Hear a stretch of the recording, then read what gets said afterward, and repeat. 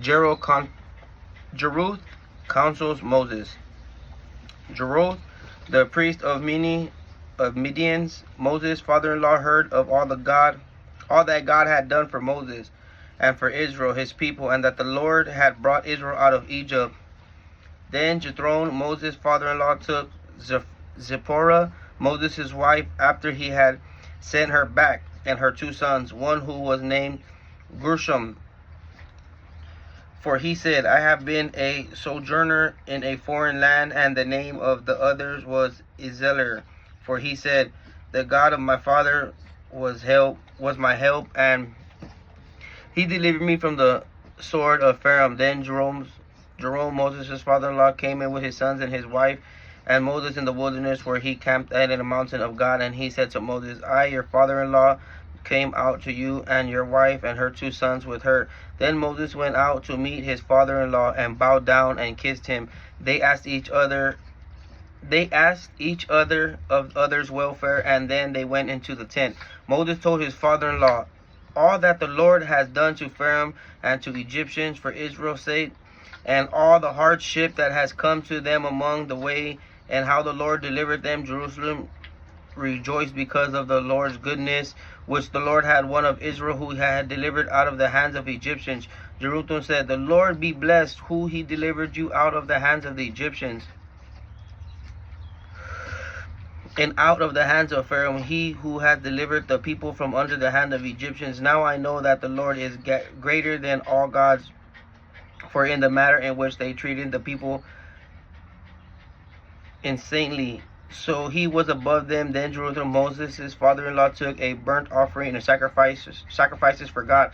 And Aaron and all of the elders of Israel came to eat bread with Moses' father-in-law before God. On the next day Moses sat to judge the people, and the people stood around Moses for them mourning until the evening. When Moses' father-in-law saw that he was doing for the people, he said, what is this thing that you are doing for the people? Why are you sitting by yourself while all the people stand around you from morning to evening?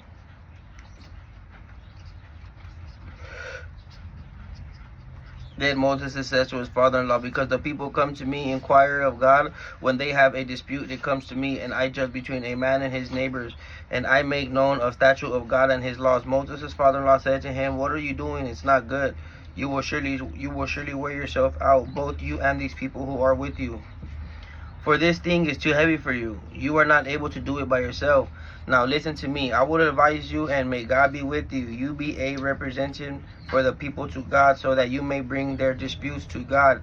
And you shall teach them the state statutes and laws, and shall show them the way in which they must walk and work that they must do. Moreover, you shall choose out of all of the people capable men who fear God, people capable, men of truth, hating dishonest gain, and place these men over them, to be rulers of thousands, of rulers of hundreds, of rulers of 50s, of rulers of the tens. Let them judge the people at all times. Let it be that every difficulty matter that they shall bring you to, but very small matters that they shall judge, so that it will be easier for you, and they will bear the burden with you. If you shall do this thing, and God commands you so, then you will be able to endure. All of these people also will go into their place in peace. So Moses listened to his father-in-law, and they did everything that he had said. Moses chose most capable men out of all his Israel, and made them heads over